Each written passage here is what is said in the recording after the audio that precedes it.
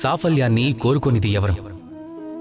సాఫల్యాన్ని పొందటం, శిఖరాన్ని అధిరోహించటం అందరికీ ఆనందకరమే. జీవితంలో మనవారు ఉండాలని కోరుకునేది ఎవరు? ప్రతి ఒక్కరూ జీవితంలో నా మనిషి అంటూ ఉండాలని కోరుకుంటారు. ఎప్పుడూ తనతోనే ఉండాలనుకుంటారు. అలాగే వారికి కలిగే ప్రతి ఆనందానుభూతిని వారితోనే పంచుకోవాలనుకుంటారు. కానీ జరిగేదేమిటి?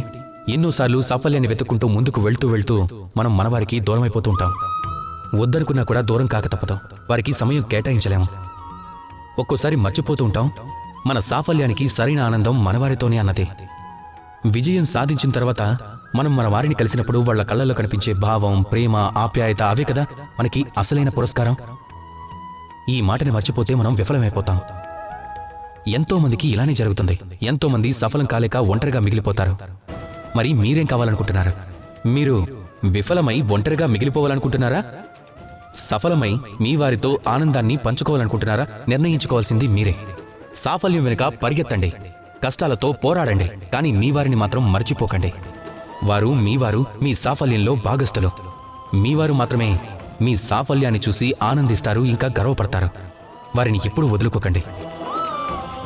మీ వారితో కలిసి జీవితంలో ఆనందాన్ని పొందండి. రాధాకృష్ణ.